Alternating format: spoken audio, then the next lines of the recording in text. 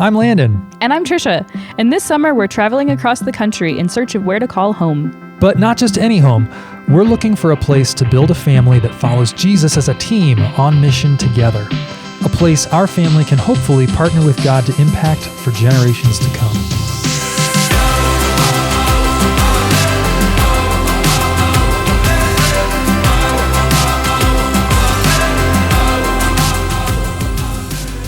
We just finished a couple of weeks in Indianapolis. Let's jump right in with what we found. Indianapolis is kind of a classic four-season climate. It's a fairly cold winter, warms up a little bit by March. Summers are quite humid, but not as hot as a lot of other places. This part of the country does tend to suffer a little bit in sunshine hours. There's about 2 million people in the metro area, which puts it right below Cleveland and right above Nashville. Probably one of the best things about Indy is the affordability is really good. It's got among the lowest average home prices on our list at right around $223,000. If you go to like a 4-bed, 2-bath, then that average home price starts to go a little more toward like $400,000, but still pretty solid affordability. Property taxes are right above 1%, which is about average on our list, but when you pair that with the really low home prices, it leads to one of the lowest expected, dollar amounts of property taxes. From a crime perspective, Indy is in the top 4% for criminal activity, which is pretty average for a city of its size. About 15% of Indianapolis residents live in poverty, which is a little bit higher than the average on our list. About 35% of the population of Indy has a bachelor's degree or higher, which is a little below average on our list. And the schools there are also rated a little bit below average. Say Indianapolis. Let's talk a little bit about what made Indianapolis feel different from other places that we've been. I think one thing to start off with is that the downtown area to me felt like a pretty big city, which is, not too surprising. A lot of high rises and that dense feeling. Right next to the downtown area, there was this really neat canal that had like walking paths next to it on either side. There was like some bridges that you could cross to go to one side or the other. And there was a playground off of it that we went to. We were there mostly on weekdays, so I'm guessing weekends probably might be a little more action-packed because it was pretty empty most of the time that we were there. But there was some people, but it wasn't like crowded or anything. Right. But yeah, it was a really neat little scenic area. Also, right next to the canal walk, there's White River State Park, which is within easy view of the whole downtown skyline and everything. And there they have this really big stage, a bunch of concerts that come through there in the summertime. Also, just some nice walking paths. The Indianapolis Zoo is also situated right there in that park, so it's kind of right within walking distance of all of that. It's kind of some nice green space near the downtown. The Children's Museum in Indianapolis was definitely one of their marquee things. It's the biggest children's museum in the world, and there's like 5 stories to it. It was a really neat experience overall. I think it's geared a little bit more towards older kids, and Owen's only 2, so they do have one of the floors. There's a particular area that's for kids like 5 and under that has like a water table, and there was like a music room with drums, which Owen loved because he's really into drums right now. There was like a sand area, some blocks, some balls, kind of like its own little space that was for, his age. So that kids. was really good for the little kids. Yeah, he thought that was all great. We did do a few other things. He was excited to see the dinos. They have a big dinosaur exhibit. Yeah, really cool big dinosaur area. There was one part of it that was like almost felt like a little bit of an IMAX theater kind of a vibe where like there was this big dome of like sky above you, and there were these 2 like dinosaur skeletons that were like fighting, and they had this really like deep bass sound kind of projecting these sounds of the weather and the dinosaurs and all of that. It was pretty neat. Yeah, it was a neat area. But yeah, a lot of the exhibits there look awesome, but definitely a little bit older kid. Another thing that surprised us a little bit was how spread out the historic parts of the city felt. Like you really had to go a long ways before it started to feel like you were in the suburbs or something. It's a very large footprint city, and I think particularly comparing to Omaha, the really historic part of the city felt a lot more compact and not as spread out. And in Indy, it was still like 20 minutes north of downtown or so, you still felt like you were in fairly old kind of buildings and stuff like that. Dense still. Yeah, still like that more smaller lots, dense housing kind of a thing. By no means like downtown, but still like just that older feel. And I would say it was more like maybe 25 minutes, half an hour, at least to the north side of Indianapolis, is where it started to feel a little bit more suburban. With those older streets that were kind of spread out throughout the city, it increased the traffic a fair amount. It's probably the most trafficky place we felt like we'd been And at least, on these city tours, it's not like Boston or LA or something like that. Right. But I mean, like in areas that weren't like downtown, you know what I mean? In the area we were staying, just even getting off of the little side street we were on, sometimes you'd have to sit there for quite a while to like turn left. The traffic lights weren't very long sometimes. And I would say felt harder to get around the city than like Denver, for example, which is a bigger city, but I think a little bit newer infrastructure and newer development and everything that makes the roads wider and stuff like that, which I kind of like the older feel of those parts of Indy, but it definitely meant that you had to wait longer at lights and stuff like that. If you are going to be walking or biking, there are some really cool options. One of the most iconic is the Monon Trail, which is an 18-mile trail that starts in downtown Indy and goes all the way up through some of the north suburbs like Carmel and Westfield. Where we were staying in the Broad Ripple neighborhood had really easy access to the Monon Trail. Yeah, and once you got onto the Monon Trail, it was just a really neat vibe. There was just lots of people every evening that we were there, like weeknights, weekends, didn't matter. It was lots of people walking, running, biking. It's got like a really neat wooded feel on a lot of it to where you're kind of surrounded by trees and everything. And it was just a really neat community atmosphere there, I thought. There's some parks like off of the Monon Trail in different areas.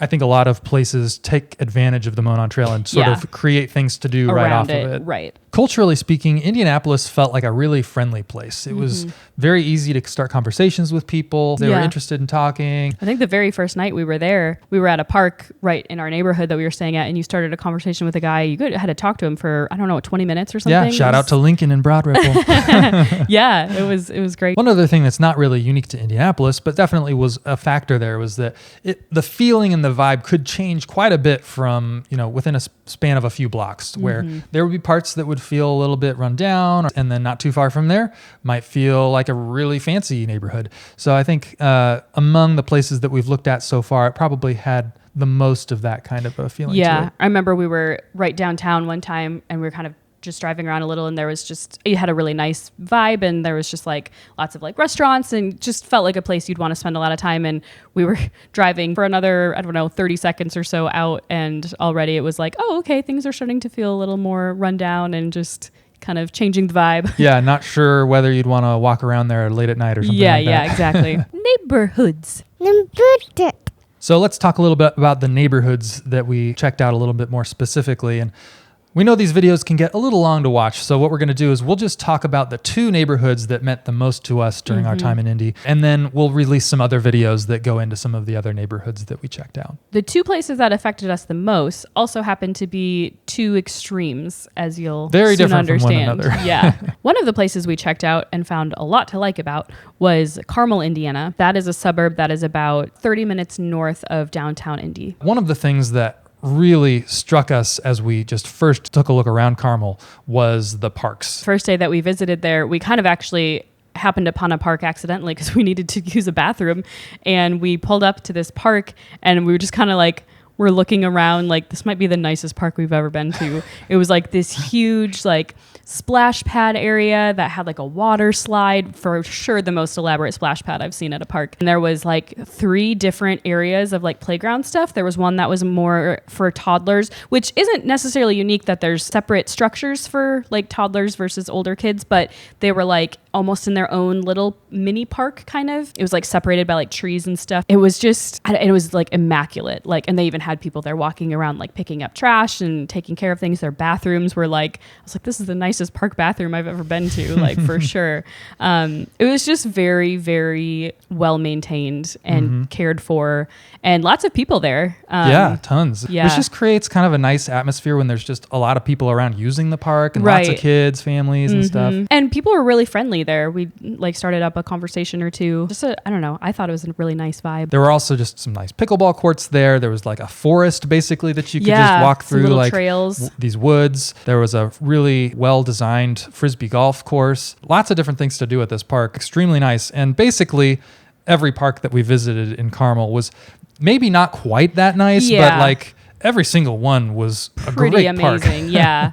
I think there was only, we went to 3 and only one of them didn't have a splash pad at all. The other one that did have a splash pad was probably your more average splash pad, but still awesome. I mean, you know, but it didn't have like the water slide and all the extra amenities that one did. Yeah, Central Park is what you're talking about there. And I think the actual playground at Central Park there is probably the biggest one in Carmel, and was just so elaborate and so many pieces to it. Like so big that I picture like kids in maybe the like 5 to 12-ish range. Like my family, when we were that age, would have just like loved playing tag on that for hours. Yeah, you were like, I think when we walked over there, like we would have played the floor is lava or whatever for hours over here. Yeah. The walking trails and bike paths and everything in Carmel are also very developed, where there's just so many ways and really like wide and far off the street kinds of different walking trails and bike paths and everything. The ability to get around the city without a car is pretty nice. So we mentioned before that Indianapolis as a whole seems to be kind of trafficky, but Carmel, we actually experienced very little traffic. And I think one of the reasons for that is they have a ton of roundabouts there. Yeah, I think the most of any city in the country, over 150 roundabouts, I think. And at first I was like, wow, this is kind of a lot. But when you realize like how much it's really saving you in traffic, I actually kind of grew to really like it. Yeah, some of them were a little bit like complex, like where you start to have more than one lane going through and stuff like that. Right. Those are a little bit of a learning curve to get comfortable with, but we like the roundabouts. Yeah. Seemed like a lot of different places within Indianapolis have pretty strong stereotypes among them. There's kind of a reputation about different parts of town. And the reputation of Carmel is kind of reputed to be the place where the uppity people live, who are like really wealthy, which some people have really strong feelings about, both positively and negatively. Getting into the downtown area a little bit. So this is one of those areas that I think is most responsible for Carmel's reputation for being what it is.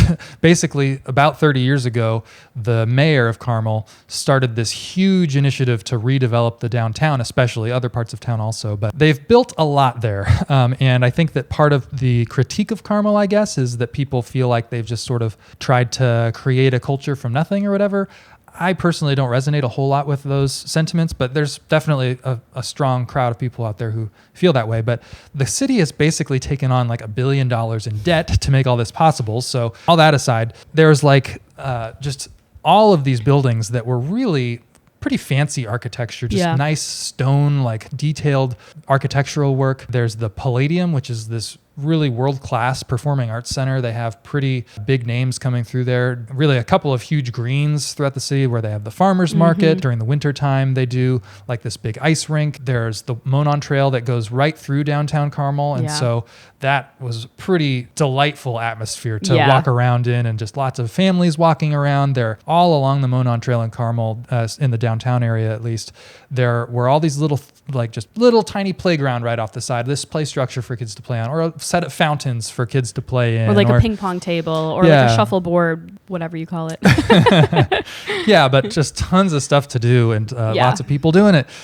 So it was just a pretty... The vibe is hard to beat there. It was really great. Probably the most aesthetically pleasing place we've been just throughout the whole city, really. Yeah, I think that's true. Yeah. Getting back to the reputation of Carmel a little bit, downtown is where we had a lot of interactions with different people. And I would just say that we felt just everyone was really friendly there. It didn't have like, just interpersonally speaking, it didn't feel like it was this uncomfortable, like everyone's like super fancy and rich or whatever kind of a vibe, which is kind of what you read about like in different people's online commentary about Carmel oftentimes. But we talked to some people at parks, we talked to some people downtown. I had some friendly interactions at the farmers market. Like I didn't feel at all like that uppity feel.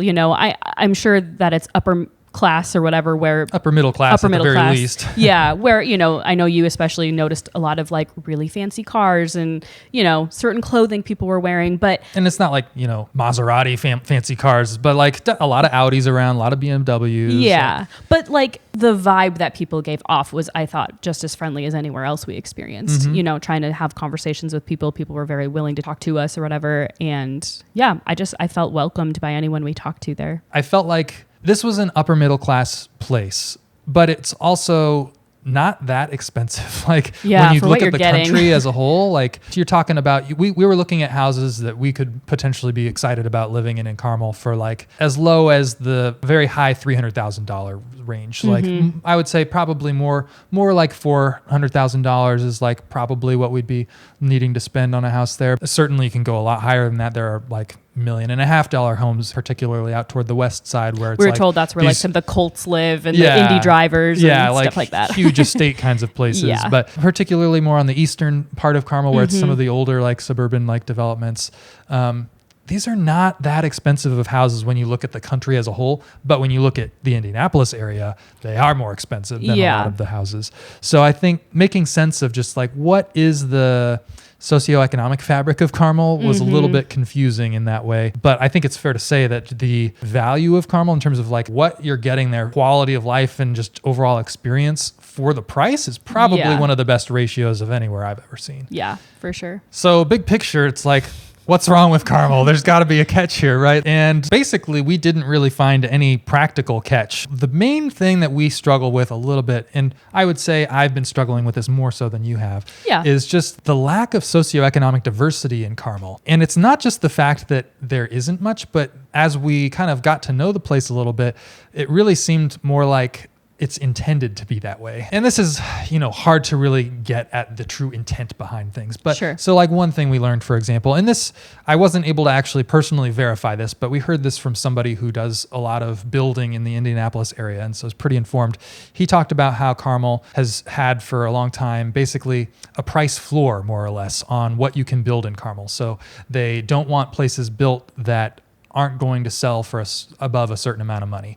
And so that's like the type of thing where you could potentially build housing in Carmel that is a little bit more conducive to people of lower means, but they haven't wanted that. And that's the kind of thing where just as we look about the type of place that we want to inhabit and contribute to as followers of Jesus clearly cares a lot about, the poor and the least of these of different kinds, and going to a place that doesn't seem to be accessible, and perhaps one could say the powers that be don't want to be accessible to people of lower socioeconomic status. That gives me some pause and feels like that's the kind of place that there are some greater powers of, spiritual realm type of stuff probably at work.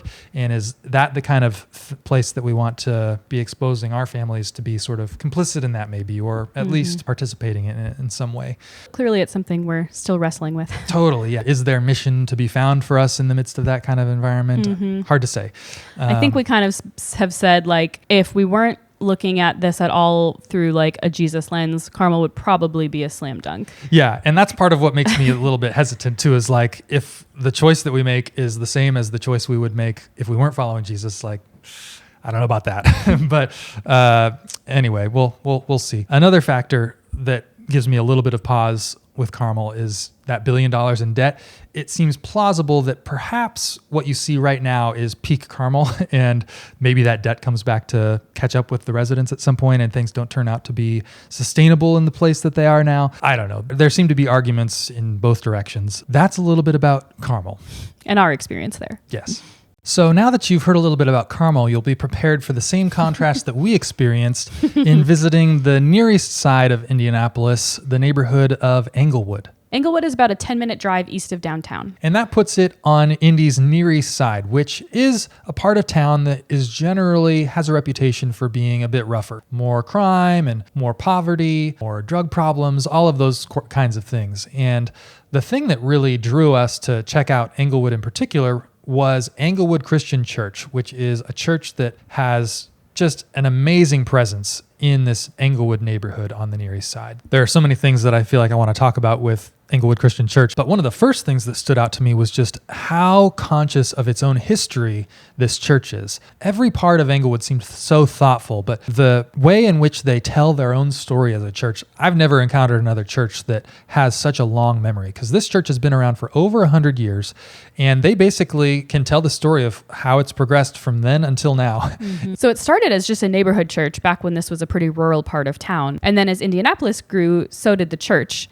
It actually kind of became a mega church in like the 70s, I think. Early 70s. Yeah. It wasn't too long after that the neighborhood started to decline. And with that, so did the church. Yeah. The church dwindled from like over 1,000 people down to like 150 people by I think the early 80s or so. Mm-hmm. And it was around that time that the church kind of had a bit of an identity crisis and had to figure out who are we. And as the neighborhood started to decline, a lot of the other churches in the area basically moved out and went to suburbs or other parts of town. Englewood decided to stay in its neighborhood. Even as the neighborhood became more impoverished and more crime and all that sort of thing, there was a conscious decision to stay there. But over the course of time, it became a little bit more of a commuter church where a lot of the people who went there didn't actually live around it.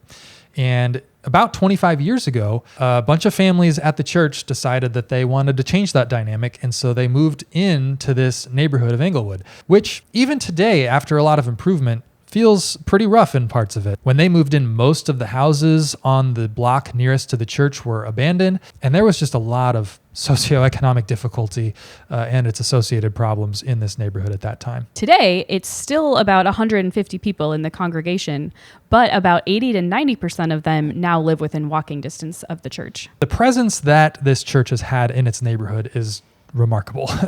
They started a community development corporation that has developed apartment buildings, rehabbed houses. They helped with the process of turning this old factory building in the neighborhood into a high school. They started a daycare center that is really affordable and also really high quality. There are all of these ways in which this little community has had such a big, deep impact in this neighborhood. And like I said, there are still challenges to be had in this neighborhood. And in fact, one of the things that they're dealing with now is they're trying to prevent it from gentrifying too quickly, because they're finding that as a lot of investor money starts to pour in and that sort of thing, the prices have gone up really quickly to where a lot of the people who have lived there may not be able to afford to live there much longer. And so they're trying to figure out ways to keep the housing affordable enough for their neighbors to stay their neighbors and that sort of thing. But I've never heard of a church at all, let alone a church this small, that has had such a big impact. And I think part of the reason is just that they've been at it for a long time. It's been about 30 years, I think, since a lot of this work started. And that to me is a pretty unique opportunity to be able to step into a community like that has been so consistent for such a long time that it's starting to reap such fruit as they're seeing now. When we visited their church service on the Sunday that we were there, it was probably the most friendly congregation I've met. It was a really neat experience to be able to talk to so many people who had been part of the congregation for so long and were just really interested in, what we were doing there and wanting us to come back if we were going to be around, and just so welcoming. And you could just feel the thickness of the community, not just in their interactions toward us, but with their interactions toward each other. There was just a sense in which these people are really deeply connected in each other's lives, largely because I think they do all of this work together and all of this deep investment that they've made together. And that just creates this environment where it is not your typical show up to church service once a week and that's kind of your main interaction. Like, these people are in each other's lives, and I think that is really cool. But with that also, they were very transparent with us that they don't have this all figured out and they still struggle. They're talking about things like, in the midst of all this stuff that they do, they're trying to figure out now how to stay, really connected relationally with one another in the midst of all that and not stretch too thin. And they're also trying to figure out how do they actually cultivate more relationships with their neighbors who aren't part of the church community and that sort of thing. And so want to just be fair that it's not like it's just this perfect little community or whatever, but I think it is undeniable that Jesus is doing amazing things. It's a pretty beautiful thing to see, I think. A really interesting thing is every Sunday they have their basically Sunday school in the morning, which is like a kind of learning hour, and then they have their worship service. And then everybody, or anyone who's interested at least, comes back at 5 p.m. in the evening and they have this conversation hour where they talk about either a book that they're reading or topics that they're grappling with. And they just, in a big old circle in this room, talk about whatever they're all trying to sift through and work through. And I think that might be one of the reasons that it's one of the most thoughtful communities that I feel like I've been exposed to. Just everything that they do feels like there's so much purpose and intention behind it. And I think that comes from somewhere, and it seems like one of those places is this really intentional conversation time. And we also heard that enables them to be a very theologically and ideologically diverse congregation. Lots of people coming from lots of different perspectives, but by having this intense connection with one another, they're able to have conversations where they digest through those differences and don't always agree, but are able to at least see where each other are coming from and that sort of thing. So with all of those glittering reviews, what's wrong with the Englewood community? Is there anything wrong? I think this is where we get into the real contrast with Carmel, is as we walked around just the Englewood neighborhood, you can feel it is not the kind of place that we are used to being, which I wouldn't say that we're upper middle class even Right. by our family backgrounds. We're, I would say, pretty solidly middle class for the most part. And it doesn't feel like a middle class community in Englewood, basically.